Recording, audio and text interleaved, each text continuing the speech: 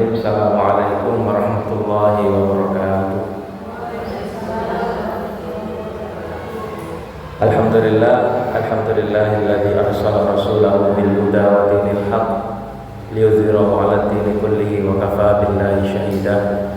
Asyhadu an la ilaha illallah wahdahu la syarika lah wa asyhadu anna Muhammadan 'abduhu wa rasuluhu la nabiyya wa la rasula ba'dah.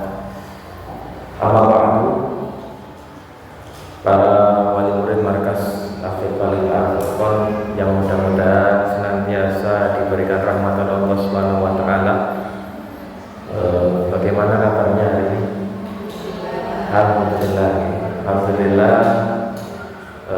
Mudah-mudahan kita semua yang ada di sini senantiasa diberikan kesehatan, senantiasa diberikan nikmat iman dan nikmat Islam dari Allah Subhanahu wa taala.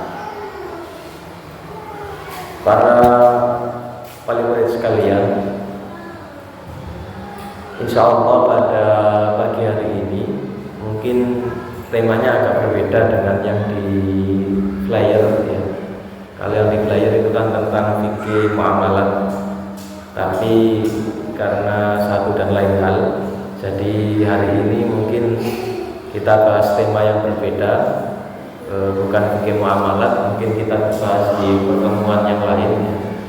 Insya Allah pada pagi hari ini kita akan membahas tentang fikih ringkas zakat, infak dan sedekah. Jadi tema ini masih ada kaitannya dengan ibadah maliyah, ya, ibadah yang ada hubungannya dengan keuangan.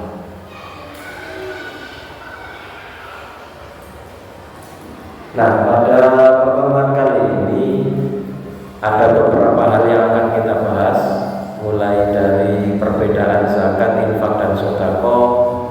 Kemudian yang kedua adalah tentang kita bahas lebih detail tentang zakat ya. Jadi pertama, di dalam agama kita itu ada dua hal, atau kalau kita bicara tentang anjuran untuk beramal maliyah ya, beramal amalan harta, itu kurang lebih ada dua jenis ya, secara garis besar ada dua jenis. Ada yang sifatnya wajib ya, sifatnya wajib seperti zakat, kemudian nafkah, ya itu kan sifatnya wajib. Tapi ada juga yang sifatnya sunnah. Ada yang sifatnya sunnah seperti misalnya ya sedekah sunnah, ya sedekah sunnah. Alhamdulillah kalau kita di sini setiap Jumat itu kan ada Jumat berkah, gitu ya, dibuka kotak infak untuk anak-anak. Nah itu termasuk sedekah yang sifatnya sunnah. Nah ada tiga istilah yang istilah ini sering disandingkan, yaitu zakat, infak, dan sedekah. Apa perbedaan tiga istilah ini? Apa bedanya zakat dengan sedekah?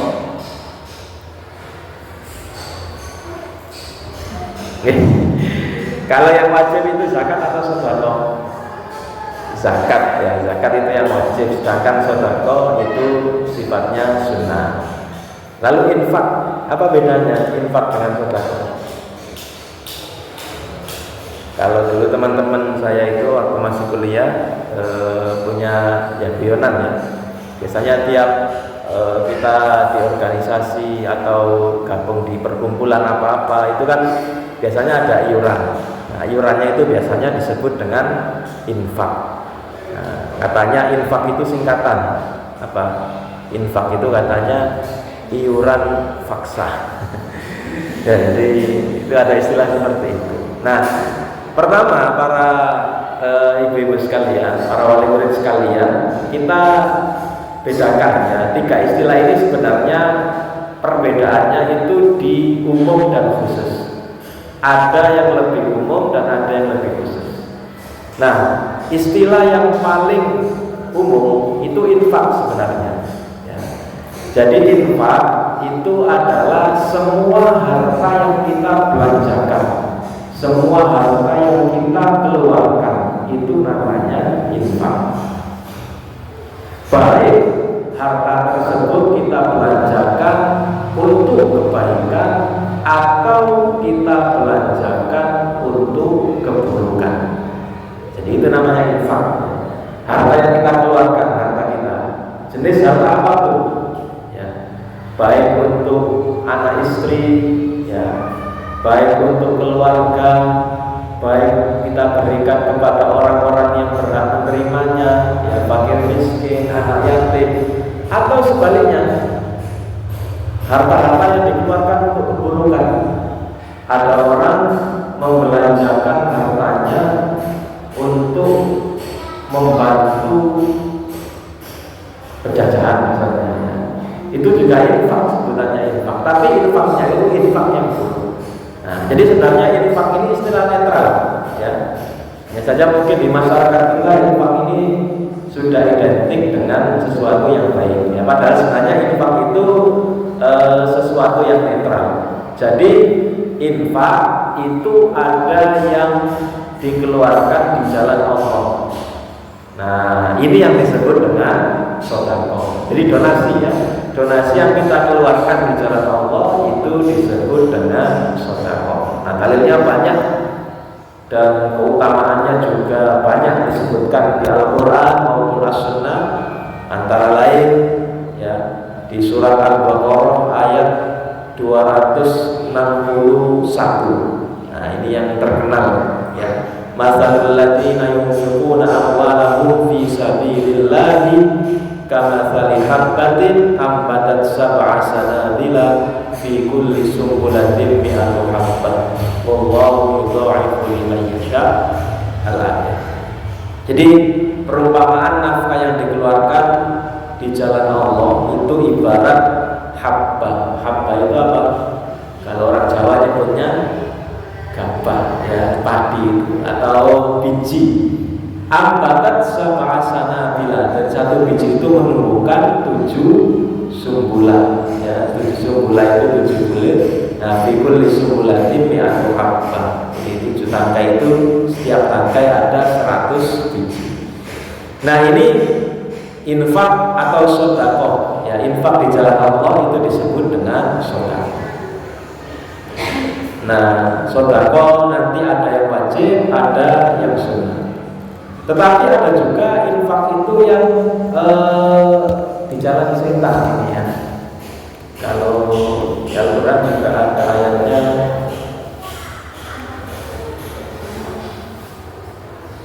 Nah, di sini tidak disebutkan, ya. Intinya segala macam harta yang kita keluarkan, baik di jalan Allah ataupun di jalan setan, itu disebut dengan infak. Jadi ini makna secara umum infak itu, ya.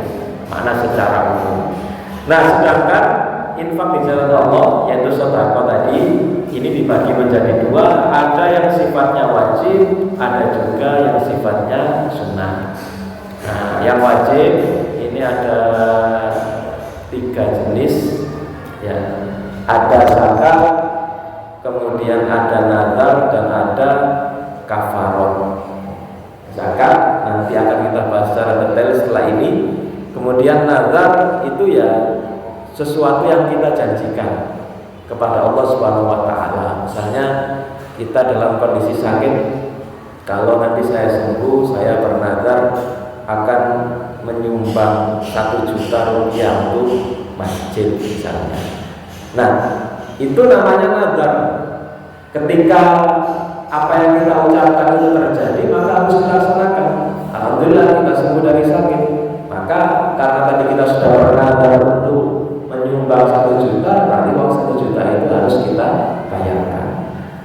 Lalu ada yang sifatnya kafarat, ya. Kafarat ini denda istilahnya.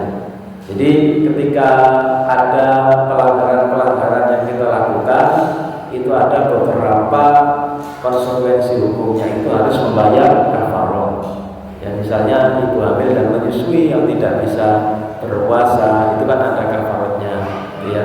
Atau ada orang bersumpah, kemudian dia melanggar janjinya, dia juga ada kewajiban membayar kafarat. Nah, dan seterusnya. Jadi banyak jenisnya kafarat ini. Nah, ini sedekah yang sifatnya wajib.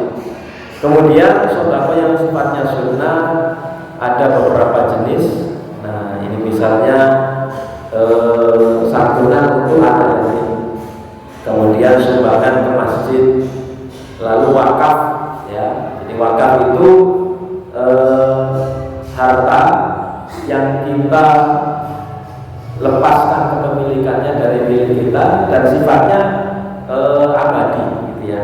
Sifatnya abadi, ya, bisa berupa tanah, bisa berupa bangunan dan seterusnya. Beasiswa juga seperti itu, ini masuk kategori sedekah sunnah.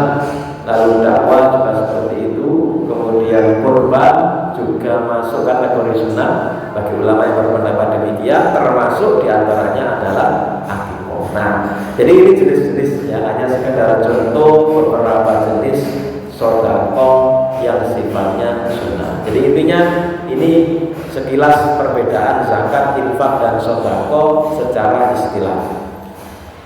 Nah, adapun perbedaan yang lain antara zakat dan sedekah, ya. Jadi sedekah yang sunnah ini biasanya disebut sedekah gitu saja, ya, sedekah tatawwu, sedangkan zakat ini disebut dengan sedekah wajib. Ada beberapa perbedaan. Yang pertama dari aspek hukum, zakat ini hukumnya wajib. Karena ada ketentuan-ketentuan tertentu untuk zakat ini, berbeda dengan sedekah. Ada ukuran nisabnya, kemudian jenis-jenis hartanya juga ada ketentuannya, sehingga hukumnya wajib. Jadi bukan sifatnya donasi. Ya, makanya kalau di zaman Rasulullah dulu orang yang membayar zakat itu mirip, kalau praktek sekarang itu mirip pajak, ya. Misalnya kita punya kendaraan itu kan ada pajaknya, itu kan wajib dibayarkan, ya. Atau kita punya tanah, bangunan itu kan ada pajaknya, dan itu dipungut. Memang ada petugas yang bertugas untuk memungut harta zakat, dan ada sanksinya kalau orang yang tidak mau atau orang yang wajib zakat itu tidak mau membayar zakat. Seperti pajak. Pajak itu kan kalau kita telat bayar, gitu ya. Misalnya pajaknya wajib dibayarkan. Sekarang kan tanggal 24, pajak sepeda motor misalnya. Padahal wajib dibayarkannya itu tanggal 11, kan sudah lewat beberapa hari. Itu biasanya kena denda atau tidak kalau sepeda motor? Kena dendanya, ya. Nah, zaman dulu juga seperti itu. Zakat itu kalau ada orang yang tidak mau membayar zakat, ya, ini bukan hanya telat tapi tidak mau, itu mendapatkan sanksi. Sanksinya pun cukup berat. Jadi disebutkan dalam salah satu hadis, orang yang tidak mau membayar zakat padahal dia sudah wajib berzakat, sanksinya adalah pertama, hartanya diambil paksa, ya, harta yang wajib zakat itu diambil secara paksa, dan yang kedua dia juga kena denda yang cukup besar. Dendanya itu separuh hartanya itu disita. Bayangkan, separuh, kan banyak separuh itu, ya. Misalnya ada orang punya harta 100 juta, maka 50 jutanya wajib disita oleh negara. Nah, ini makanya hukum zakat ini wajib. Sedangkan sedekah itu sunnah, ya. Artinya dianjurkan, sangat dianjurkan untuk dikeluarkan. Tetapi seandainya ada orang yang tidak bisa atau tidak mau mengeluarkan, dia tidak berdosa. Nah, waktunya juga seperti itu. Zakat ini ada waktu tertentu, ya. Sedangkan sedekah bebas, mau kapanpun dikeluarkan, itu tidak ada ketentuan. Kalau zakat ada waktu tertentu, ya. Ada zakat-zakat tertentu itu yang dia wajib dikeluarkan ketika sudah dimiliki selama 1 tahun. Ada yang wajib dikeluarkan ketika sudah dipanen, ya. Nah, itu maka ada ketentuan waktu. Lalu kriteria zakat ini juga terbatas. Tidak semua harta yang kita miliki itu wajib dizakati. Sedangkan sedekah sifatnya umum, ya, tidak ada ketentuan jenisnya. Lalu mustahik, orang yang berhak menerima zakat itu pun juga terbatas, hanya 8 asnaf. Sedangkan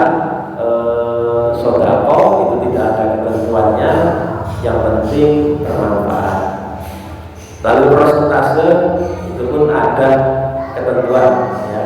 Zakat itu ada yang 2,5%, ada 5%, 10%, 20% dan seterusnya. Sedangkan sedekah bebas.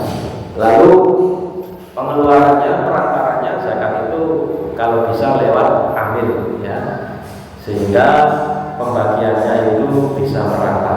Dan alhamdulillah di Indonesia ini kan masalah zakat ini sudah diatur ya oleh pemerintah.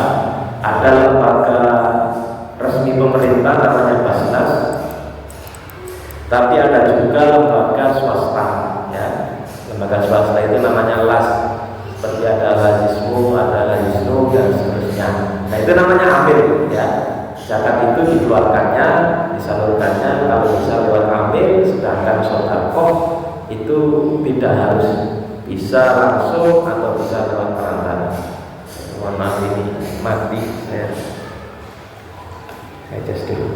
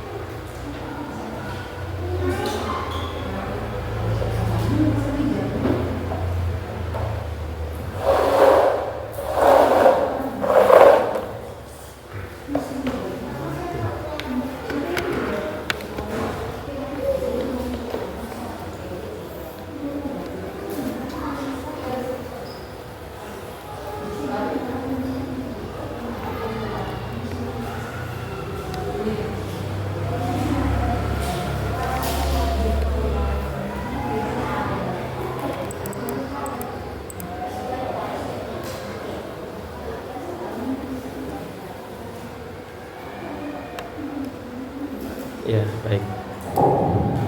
Ya, kita lanjutkan ya. Mohon maaf. Kalau ulama-ulama dahulu itu kan ilmunya di hati, di dada ya. Kalau sekarang ilmunya ya di sini. Dengan laptopnya mati ya macet kajiannya.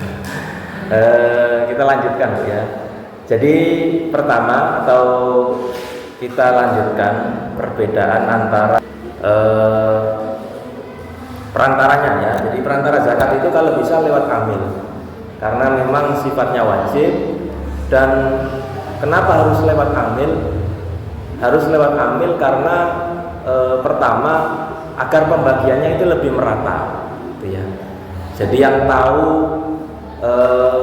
kondisi wilayah, ya, kondisi wilayah sekitar dan siapa saja mustahik yang berhak menerima zakat itu kan amil.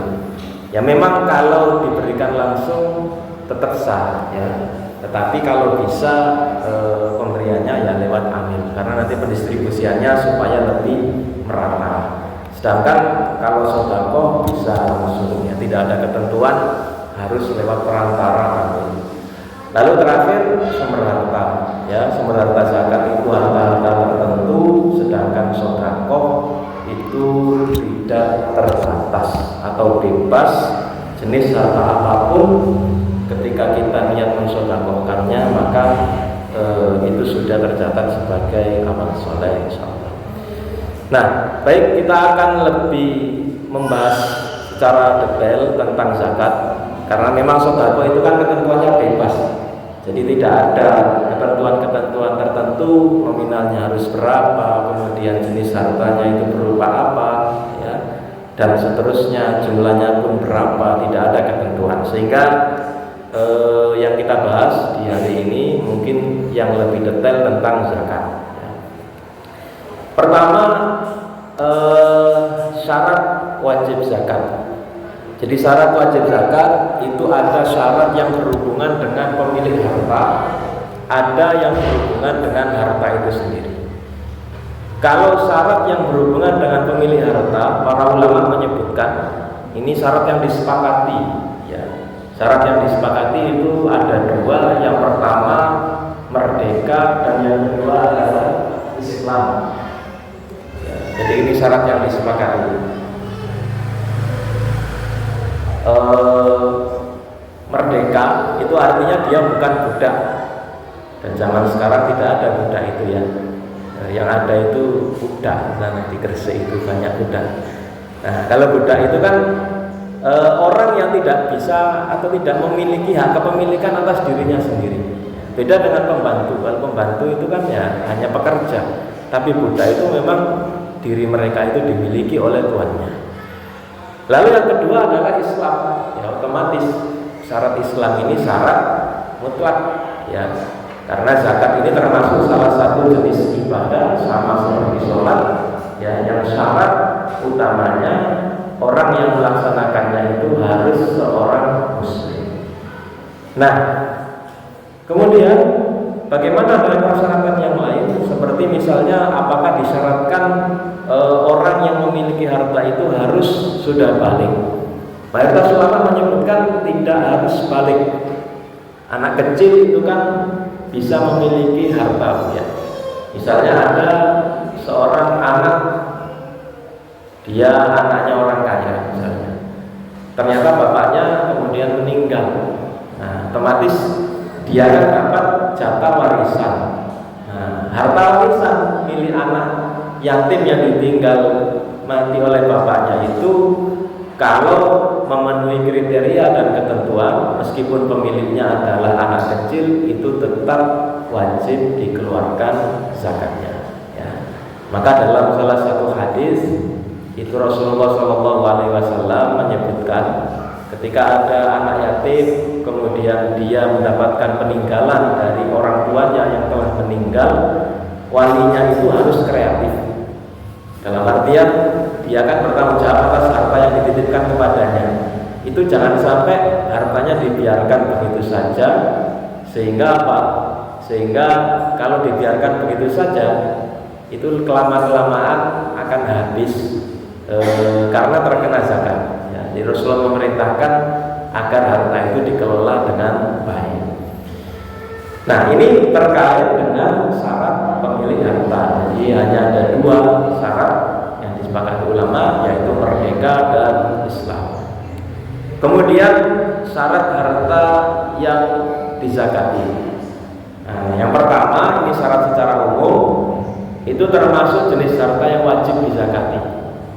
Jenisnya ada emas, perak, ya, termasuk emas perak itu karena zaman dahulu emas perak yang dizakati itu adalah emas perak yang dijadikan sebagai alat transaksi, yaitu dinar dan dirham. Maka para ulama mengkiaskan emas perak itu dengan uang, ya, uang kertas zaman sekarang. Atau sekarang malah tidak hanya uang kertas, ada uang elektronik, ya, dan yang semakna dengannya itu masuk kategori itu. Lalu ada zakat pertanian, ya. Nah, nanti kita bahas jenis-jenisnya apa saja. Lalu ada zakat binatang ternak, kemudian ada zakat perdagangan, ya. Kemudian ada zakat rikas. Rikas itu harta karun, ya, penemuan milik orang terdahulu yang non muslim. Lalu ada juga zakat barang pertambangan. Nah, kemudian yang ketiga dimiliki secara sempurna. Artinya status kepemilikan harta itu bukan milik bersama. Karena kan ada harta-harta tertentu itu yang menjadi milik bersama. Begitu juga ketika misalnya ada orang punya perusahaan, ya, atau punya usaha bersama, itu nanti harus dipisahkan kepemilikan antara pemilik usaha itu. Dan yang wajib itu yang wajib mengeluarkan zakatnya itu ya para pemilik modalnya itu, bukan perusahaan. Lalu yang terakhir ini untuk benda-benda tertentu atau harta-harta tertentu dimiliki selama 1 tahun. Ada emas, perak, dan binatang ternak. Baik, kita akan bahas secara lebih rinci terkait jenis-jenis harta yang wajib dizakati. Nah, ini ada yang disepakati ulama dan ada yang diperselisihkan. Jadi misalnya emas dan perak, kemudian binatang ternak, itu ada unta, sapi, dan kambing. Ini karena dalilnya sangat jelas, ya. Lalu hasil bumi itu yang disepakati ada 4: jawabut, gandum, kurma, dan kismis. Nah, sedangkan yang lain itu ada yang mengatakan tidak wajib. Nah, ini yang diperselisihkan, ya. Diperselisihkan itu selain dari 3 kelompok ini, ya, misalnya binatang-binatang selain unta, sapi, dan kambing, itu kan ada yang menghasilkan juga, ya. Orang ternak ayam itu kan hasilnya lumayan. Nah, itu apakah wajib dizakati? Nah, itu nanti kita bahas. Lalu barang perdagangan dan barang tambang, ini termasuk yang diperselisihkan para ulama. Nah, pertama zakat emas dan perak. Ketentuannya untuk emas dan perak ini termasuk uang tadi, ya, uang kertas. Itu nisabnya sebagaimana disebutkan di hadis ini, idza kanat laka mi'ata dirhamin wa hala 'alaika al-haulu fa fihi ma khamsatu darahim wa laysa 'alaika syai'un ya'ni fid dhahab hatta yakuna laka 'ishruna dinaran fa idza kanat laka 'ishruna dinaran wa hala 'alaika al-haulu fa fiha nisfu dinar. Artinya kalau kamu punya dirham itu perak 200 dirham. Nah, ini berarti nisabnya perak itu 200 dirham. Kemudian sudah kamu miliki selama 1 tahun, maka zakatnya 5 dirham. 5 dari 200. Itu berarti berapa persen? 2,5%. Ya, itu dirham. Kemudian kalau kamu punya emas mencapai 20 dinar, ketika sudah mencapai haul, maka nisabnya setengah dinar. Setengah dari 20, bukan setengahnya 20, ya. Jadi separuh dari 1 itu, ya. Setengah dari 20 itu berarti kan sama 2,5% juga. Nah, kalau kita konversi ke ukuran gram, 20 dinar itu kurang lebih, ini dilihat dari jenis emasnya. Kalau emasnya murni 24 karat itu kurang lebih 85 gram. Nah, emas 85 gram. Tadi saya ngecek Harga emas sekarang 1.125.000 per gramnya. Nah ini kalau emas murni. Tapi kalau tidak murni atau 21 karat itu semakin tinggi, 97 gram. Kalau 18 karat maka nisabnya 113. Nah sedangkan dirham itu kalau dikonversi jadi gram itu kurang lebih 595 gram. Nah hanya saja kalau kita perhatikan nilai emas dan perak zaman Nabi dulu dengan zaman sekarang sangat jauh berbeda perbandingannya. Kalau di hadis tadi kan nisab perak 200 dirham, kemudian nisab emas 20 dinar. Artinya perbandingan nilai emas dan perak zaman dulu itu 1 gram emas itu sama dengan 10 gram perak. 1 gram emas sama dengan 10 gram perak. Nah, tapi kalau kita perhatikan ya, ini kita perhatikan harga ya. Harganya 1 gram emas 1.125.000. Sedangkan 1 gram perak itu hanya 11.307,18. Ini kan sangat jauh sekali perbandingannya ya. Tidak ada 1/100-nya ya. 11.000 kali 100 itu kan ketemu 1.100.000 ya, sekitar 1/100-nya ya. Makanya nisabnya pun jauh berbeda. Kalau kita ikut nisab emas dan perak nanti akan jauh berbeda. Nisab emas kalau kita nilai ya 85 gram dikali 1.125 95.625.000. Artinya orang yang wajib zakat ya, zakat emas dan perak ini kalau dikonversi ke uang itu orang yang punya uang nganggur dalam tanda kutip ya, uang nganggur sebanyak 95 juta dan itu pun dimiliki selama satu tahun. Tapi kalau kita ikut nisab perak, itu jauh. Perak itu tadi nisabnya 595 gram dikali per gramnya 11.307,18, ketemunya nanti 6.727.772. Gampangnya 6.700 itu ya, atau 6.750 itu nisab dari perak.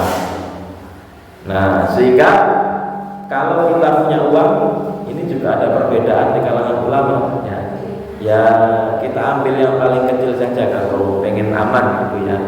Nah, kalau pengen aman ya ambil nisab perak ini saja. Kalau untuk uang yang disimpan ya, uang yang disimpan misalnya kita punya uang 6.727 dan sudah dimiliki selama 1 tahun, kalau kita pakai nisab perak maka yang wajib dikeluarkan sekitar 168.000.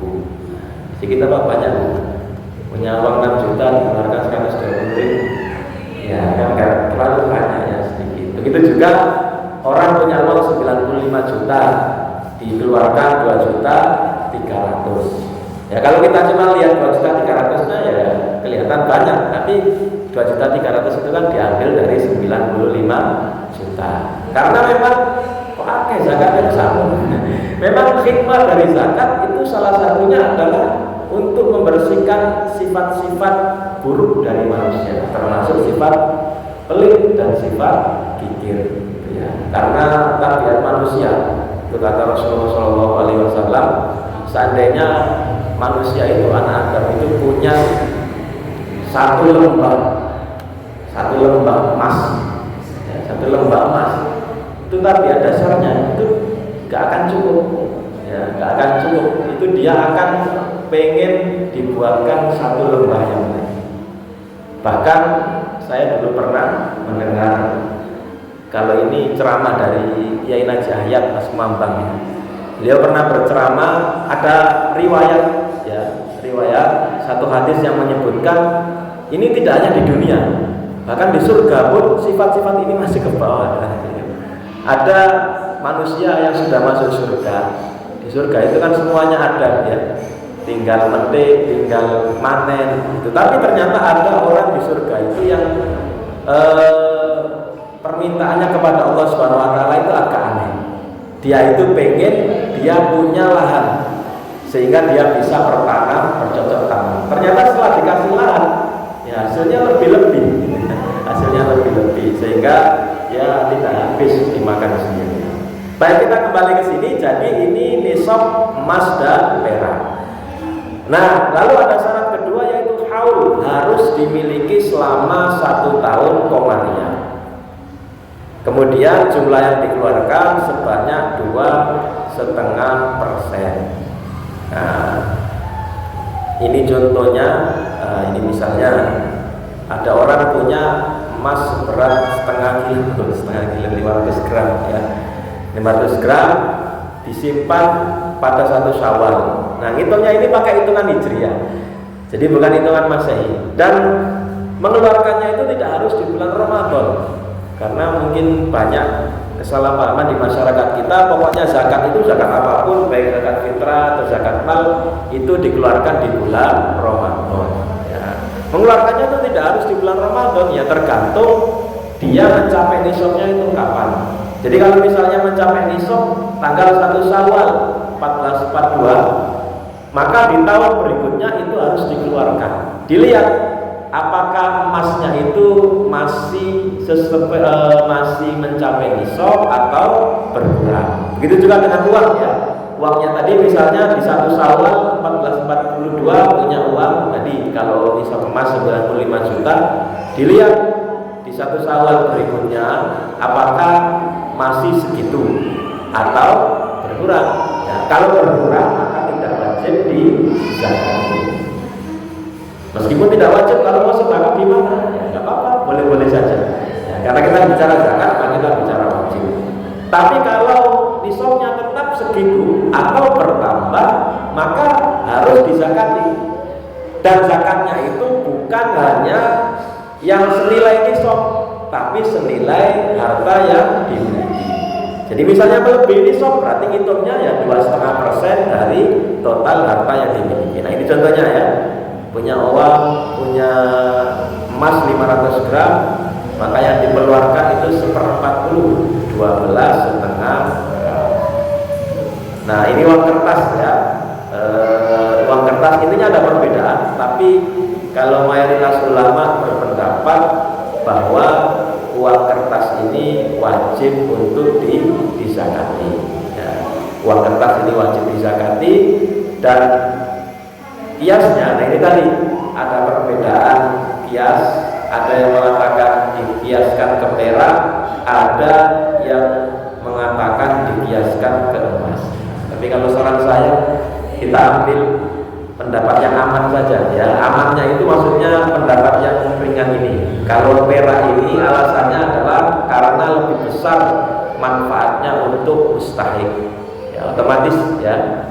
Kalau kias emas itu kan tidak semua orang punya uang segitu, tapi kalau yang perak itu kan insya Allah banyak orang yang punya uang segitu ya. Nah, maka ini contohnya ya. Contoh, Pak Ahmad punya simpanan harta 150 juta, kemudian dimiliki selama 1 tahun. Nah, kalau 150 juta maka yang dikeluarkan adalah 2,5%. Nah, ini misalnya harga emas 1 juta, maka sudah mencapai nisab, sehingga 150 juta ini 2,5%-nya 3.750.000. Baik, kita lanjut. Zakat berikutnya adalah zakat binatang ternak. Nah, terkait zakat binatang ternak ini, pertama ada jenis yang disepakati, unta, sapi, dan kambing dengan berbagai jenisnya. Tetapi ada juga yang diperselisihkan, yaitu kuda. Tapi jarang orang melihara kuda ya. Dan 3 jenis ini karena memang tertulis dalam hadis yang ditulis ketentuan zakatnya. Nah, bagaimana dengan selain 3 jenis ini, atau kalau ditambah kuda, bagaimana? Apakah wajib dikeluarkan zakatnya? Karena kan orang yang atau ternak yang menghasilkan itu kan tidak hanya 3 jenis ini. Ya, ada misalnya tadi contohnya orang ternak ayam, itu kan menghasilkan. Ada orang ternak burung walet, itu juga menghasilkan. Ya. bahkan mungkin bisa jadi lebih dari ternak sapi dan kambing. Atau dulu ada orang ternak, kalau zaman saya kecil dulu ada ikan namanya ikan luhan, ya, ikan luhan yang apa batuknya itu besar itu, ya itu zaman dulu itu kan ada, itu kan juga menghasilkan. Atau burung, meskipun musiman ya, dulu ada burung lovebird namanya, itu juga menghasilkan, dan ternak-ternak yang lain. Nah, binatang-binatang ternak selain 3 jenis ini menurut para ulama, karena tidak disebutkan teksnya di dalam hadis, maka kalau ada orang yang punya ternak-ternak tersebut dan binatang tersebut dijadikan sebagai barang dagangan, ya, bukan hanya sebagai barang peliharaan, maka para ulama berpendapat berarti nanti zakatnya itu bukan zakat binatang ternak, tapi zakat barang ternak. Sehingga cara hitungnya yang hitung orang dagang. Seperti ayam, ya, ayam itu tidak ada ketentuannya dalam hadis. Ayam itu misalnya punya berapa ekor, zakatnya berapa ekor, tidak ada. Tapi itu nanti bisa masuk barang perdagangan. Nanti ada ketentuannya sendiri untuk barang perdagangan. Nah, syaratnya untuk binatang ternak ini mencapai nisab, kemudian dimiliki selama 1 tahun. Lalu ini syarat juga saimah. Saimah itu dikembalakan di mayoritas hari dalam 1 tahun. Jadi cukup ketat syaratnya. Terutama syarat yang ketiga ini, ya. Jadi binatangnya harus dikembalakan dalam 1 tahun itu, pokoknya mayoritas hari, ya mayoritas hari itu berarti 1 tahun, berarti 6 bulan lebih. Itu nyari makannya bukan dicarikan makan, tetapi dikembalakan. Seandainya mencapai nisab, dimiliki selama 1 tahun, tapi kalau makannya itu dicarikan, ya diaritno atau pakai pakan. Nah, sekarang itu ada inovasi pakan ternak itu yang instan, gitu ya. Nah, itu maka tidak kena zakat, ya, tidak kena zakat binatang ternak. Nah, ini jenis-jenisnya, ya. Ada yang untuk diternak, ada yang maklufah. Maklufah itu untuk diambil susu dan makanannya, ya. Untuk diambil susunya atau diambil manfaat yang lain. Nah, kemudian ada amilah. Amilah itu binatang yang dipekerjakan. Nah, lalu yang terakhir mu'addalit tijarah, binatang yang dipelihara untuk diperjualbelikan. Nah, sehingga kewajiban zakat binatang ternak itu tergantung tujuannya, ya, tergantung tujuannya. Yang wajib itu yang pertama ini saja. Yang pertama itu saimah, itu diternak tujuannya untuk diambil susunya dan cara makannya dikembalakan. Jadi zaman dahulu itu orang-orang ternak itu ada yang tujuannya itu untuk stok makanan. Kalau kita daging itu kan beli, tapi dulu orang-orang itu ada yang daging itu bukan beli tapi diambil dari ternaknya. Nah, ini yang wajib hanya yang ini saja. Sehingga kalau misalnya ada orang punya sapi, ya, punya sapi jumlahnya tidak banyak, hanya 2 atau 3 atau mungkin 4 ekor. Lalu dia sapi itu tujuannya untuk dijual. Jadi misalnya belinya itu di awal bulan Haram, ya, tujuannya dirawati setahun, nanti ketika Dzulhijjah dijual untuk sapi kurban. Maka orang tersebut karena tujuan awalnya itu binatang ternaknya sejak awal untuk digembalakan dan untuk dijual meskipun jenisnya sapi, maka yang wajib bukan zakat binatang ternak, tapi zakatnya nanti hitungannya zakat perdagangan, ya. Jadi itu yang kita perhatikan. Nah, ini nisabnya, ya. Ini dimiliki unta 1-4 tidak wajib. Nisab minimal unta itu 5, zakatnya 1 ekor kambing dan seterusnya. Kemudian sapi. Nah, sapi ini minimal 30. Minimal orang punya 30 ekor, ya. Kemudian kalau sudah punya dimiliki setahun, itu, ya. Lalu syaratnya lagi dikembalakan. Nah, ini sulit, ya, sulit persyaratan ini terpenuhi. Sehingga kalaupun orang punya binatang ternak, sapi atau kambing, mungkin kalau zakat ya bukan dari zakat binatang ternak ini, ya, tapi zakatnya nanti zakat perdagangan. Kambing juga seperti itu, minimal 40 ekor. Ya, zakatnya 1 ekor tapi harus memenuhi syarat-syarat tadi.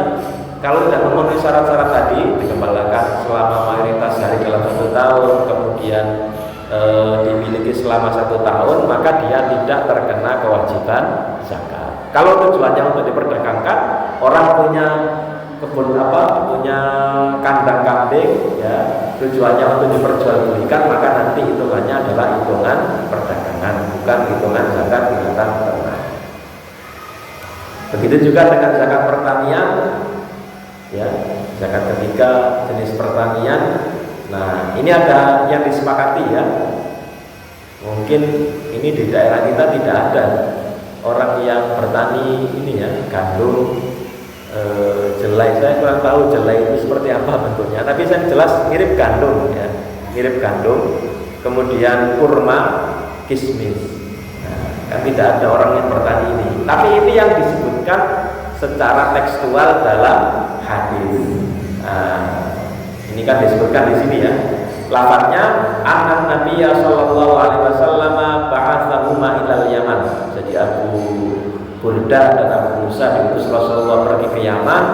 Rasulullah mengatakan fa'amarahuma alla ya'khudha as-shadaqah illa min hadhil arba'ah al-hinta wasya'ir wat-tamr waz-zabib. Nah, ini yang disepakati. Rasulullah mengatakan jangan mengambil mengambil sedekah, mengambil zakat kecuali dari 4 jenis ini, yaitu gandum, jelai, kurma kering, dan kismis. Nah, ini kurang lebih perbedaan pendapat di kalangan ulama. Ada yang berpendapat hanya 4 jenis, ya, hanya melihat hadis itu. Ada yang berpendapat maksud hadis itu bukan seperti itu, tapi maksudnya itu hanya contoh. Sehingga diambil kesimpulan yang wajib itu setiap makanan pokok yang bisa tahan lama. Ini pendapat kedua. Pendapat ketiga, setiap tanaman yang bisa ditakar. Ini pendapat ketiga. Nah, ada pendapat keempat yang lebih luas, yaitu semua jenis hasil bumi yang ditanam oleh manusia, apapun jenisnya. Kalau memang tujuannya itu untuk menanam, ditanam, sengaja menanam itu untuk dibudidayakan, maka nanti ada kewajiban zakatnya. Nah, dari 4 pendapat tersebut, ini, ya, ada nisab, persyaratan nisabnya. Jadi waktunya, ya, waktu wajib zakat itu ketika sudah matang, waktu mengeluarkannya ketika sudah dipanen. Ini waktu wajib zakatnya.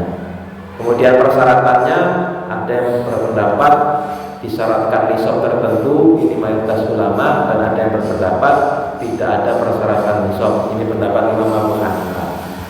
Kalau di undang-undang zakat yang ada di pemerintah kita itu ngambil pendapat yang paling luas ini.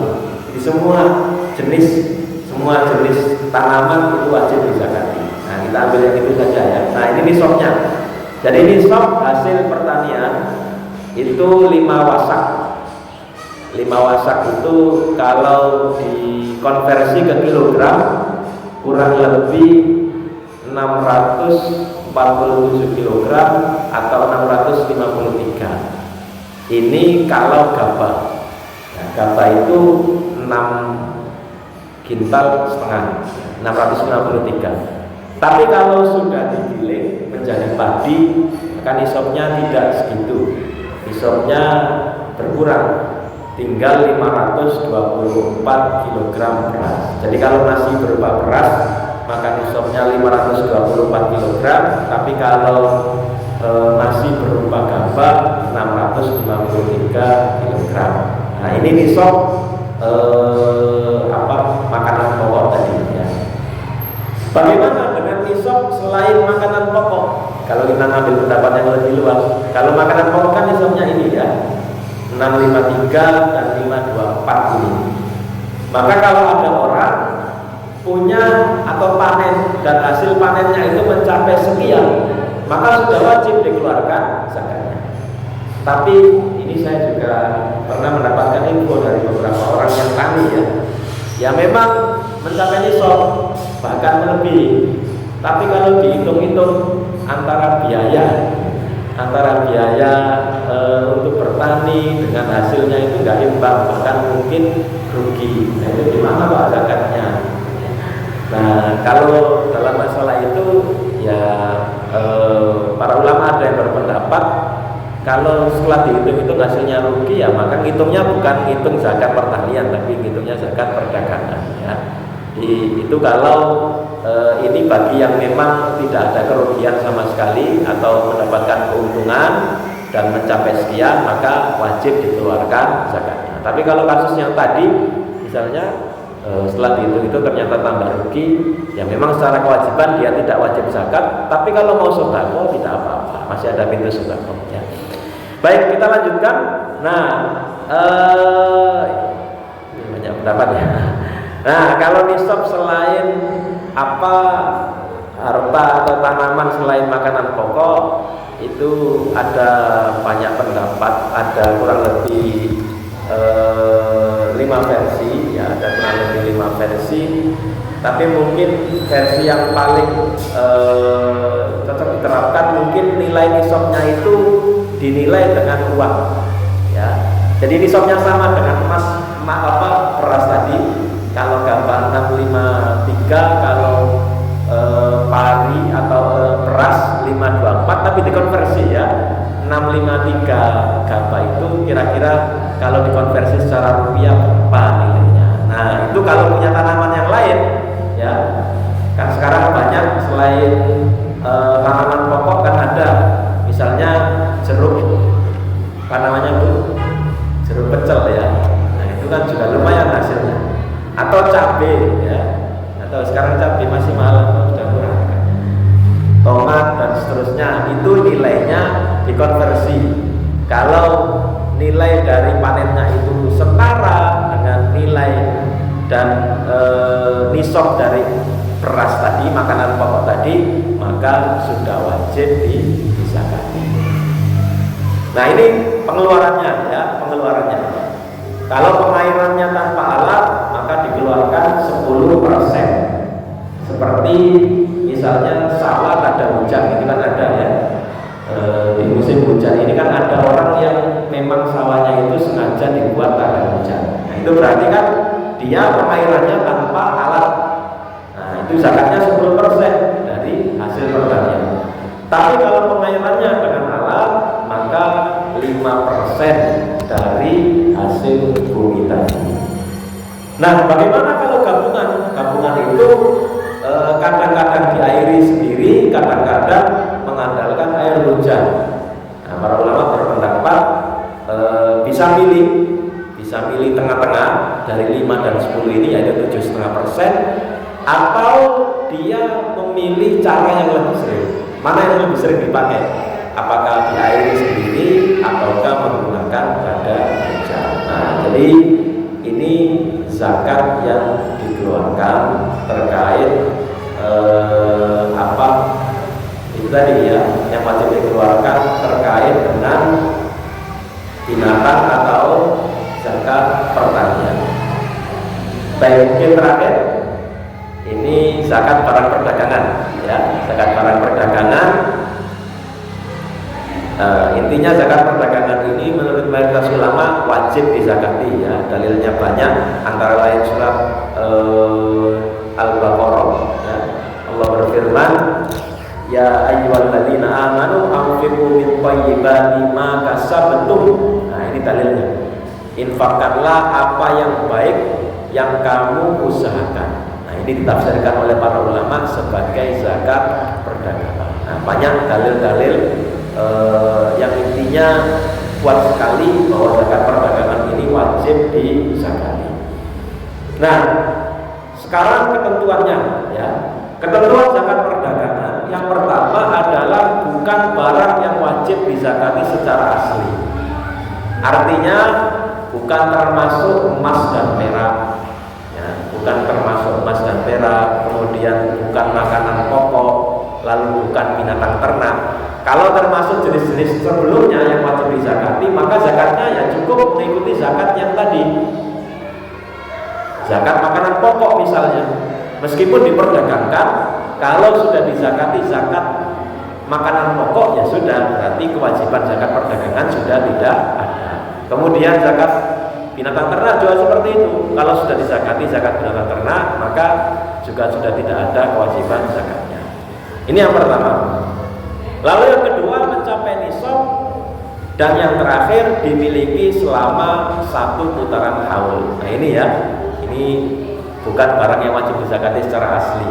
Kalau sudah dizakati, maka tidak perlu dizakati lagi. Lalu ketentuan kedua tadi, nisab. Nah, nisabnya itu senilai nisab emas, yaitu 85 gram emas.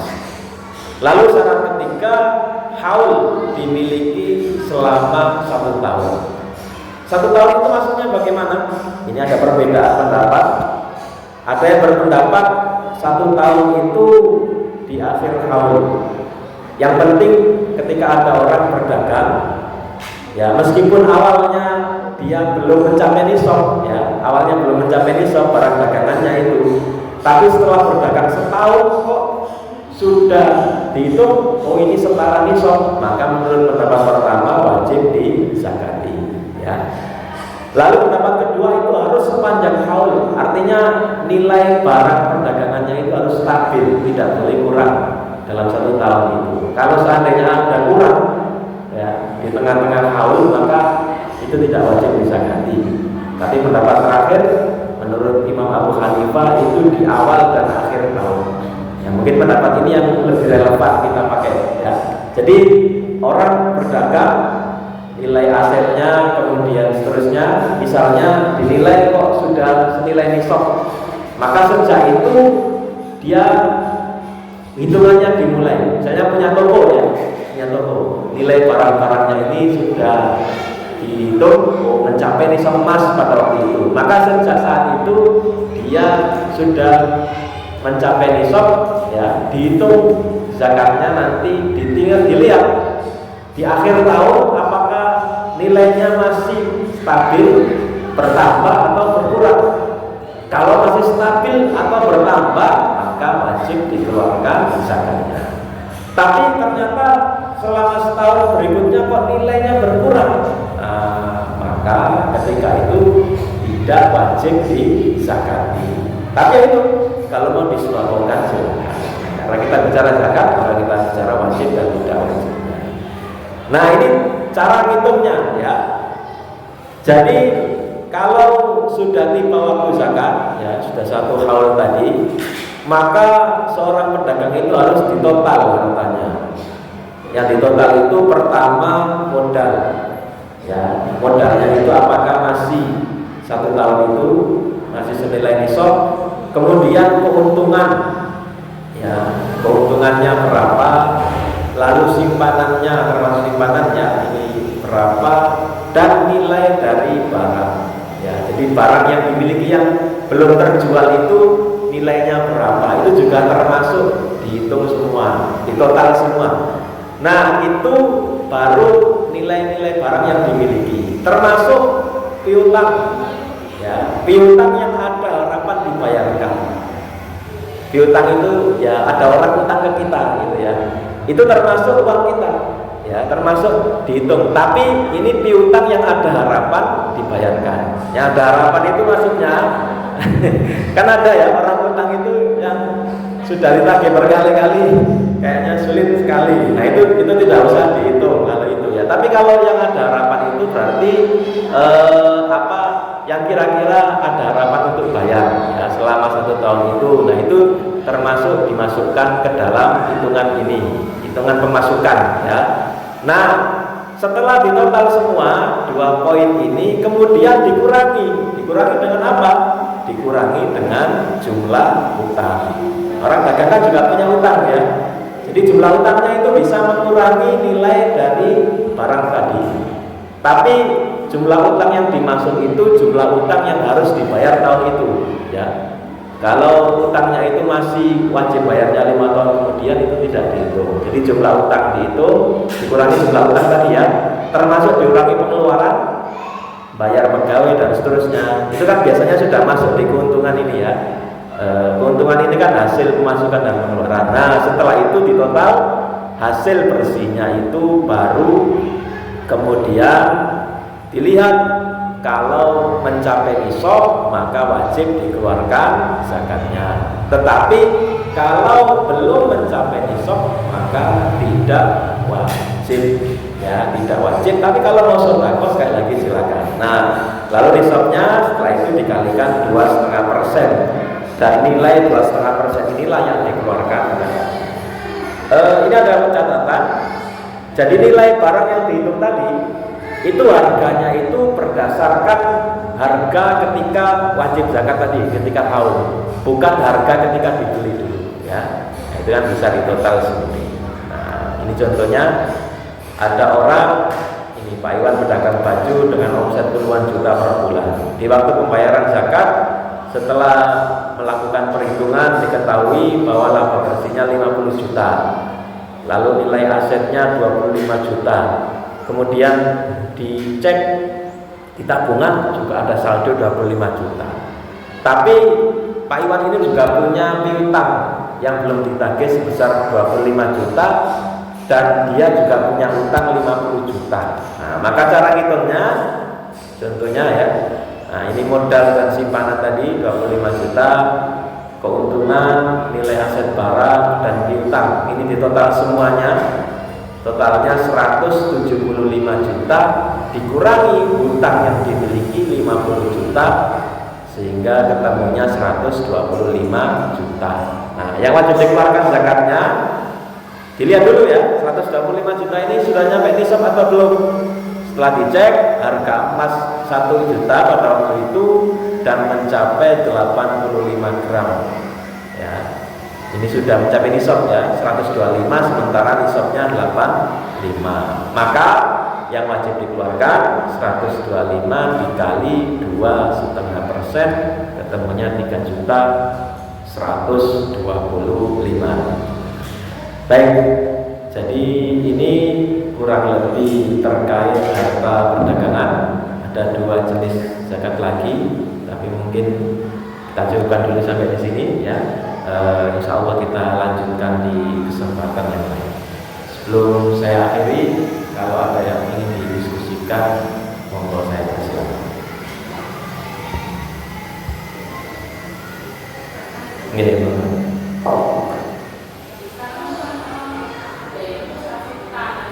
apa?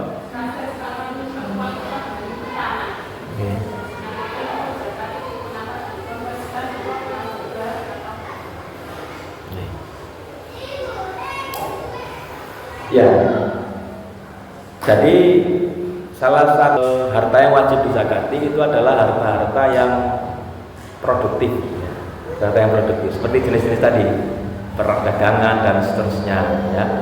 Nah, kalau harta-harta yang sifatnya itu untuk kepemilikan saja, ya, atau digunakan operasional. Kepemilikan itu contohnya rumah yang kita tinggali, itu kan ada nilainya juga ya. Rumah yang kita tinggali itu kan ada nilainya juga, tapi kan tidak wajib dizakati karena rumah yang kita gunakan itu untuk tempat tinggal. Atau misalnya kita punya mobil itu kan kalau dinilai juga sudah melebihi nisab ya, tergantung jenis mobilnya. Tapi kalau mobil yang di atas 85 juta kan banyak, tapi mobilnya itu kan kita pakai sehari-hari. Kita pakai kantor anak, kita pakai berangkat sekolah dan seterusnya ya, maka juga tidak ada zakat mobil gitu ya. Nah, begitu juga dengan tanah ya, ya. Tanah itu kan kalau tanahnya itu hanya untuk dimiliki saja, tidak ada zakatnya ya. Meskipun tadi punya simpanan ya, simpanan itu kan nanti kalau sewaktu-waktu kita butuh kita jual, nah itu namanya kan simpanan. Maka itu statusnya ya sama kayak rumah tadi ya. Kalau menurut mayoritas ulama klasik ya tidak ada zakat tanah, tidak ada, kecuali kalau dia itu juragan tanah. Nah, beda lagi ya. Juragan tanah punya banyak tanah di mana-mana, tanahnya itu sebagai barang dagangan.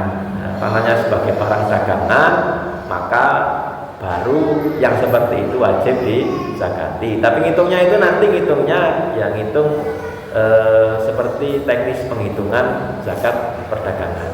Tapi kalau tanah hanya sekedar dimiliki, ya tidak produktif, ya tidak produktif itu tidak untuk disewakan, tidak untuk diperjualbelikan, maka kalau mendapat mayoritas ulama tidak wajib zakatnya, tidak wajib. Kenapa?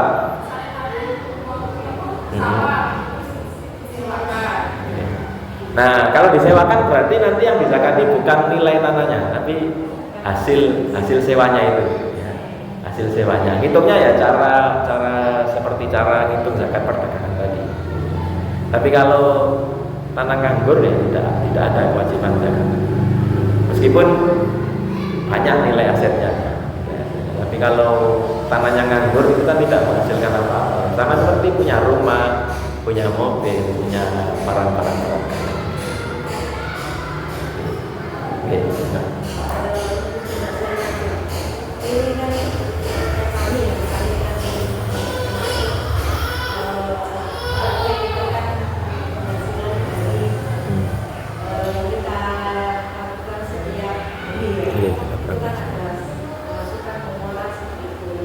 Selama ini yang kami lakukan untuk kejadian kami setelah akhir bulan kami selalu menyisihkan untuk zakat kita dihitung sampai 1 tahun. Apakah itu bisa atau tetap harus 1 tahun? Oke. Nah, kalau kasus seperti itu nanti masuknya ke zakat profesi. Ya, zakat profesi. Dari zakat profesi itu cara mengeluarkan zakatnya bisa 2 model, bisa bulanan, bisa tahunan. Ya, kalau mau dikeluarkan bulanan silakan, kalau mau tahunan juga boleh. Yang penting ya itu tadi, memang nilainya itu sudah mencapai nisab, ya, nilai sudah mencapai nisab. Kemudian yang dikeluarkan juga kalau zakat profesi dikiaskan dengan emas merah. Jadi 85 juta tadi, 85 juta. Kalau mau dikeluarkan setiap bulan boleh, atau dikeluarkan di akhir tahun juga tidak masalah, tidak apa-apa. Bisa. Baik, Mantan Malik. Sekap ya. Baik, kalau tidak ada lagi kita cukupkan sampai di sini pembahasan kita di pagi hari ini. Mudah-mudahan pembahasan kita di pagi hari ini bermanfaat dan kehadiran para ibu wali murid di majelis ini diridhoi dan dicatat oleh Allah sebagai amal kebaikan. Kita akhiri dengan doa kafaratul majelis. Subhanallah wa bihamdika asyhadu an la ilaha illa anta astaghfiruka wa atubu ilaik. Rabbana la tuzigh qulubana ba'da idh hadaytana wa hab lana min ladunka rahmah innaka antal wahhab. Rabbana atina fid dunya hasanah wa fil akhirati hasanah wa qina adzabannar. Sallallahu ala nabiyyina Muhammad. Wassalamualaikum warahmatullahi wabarakatuh.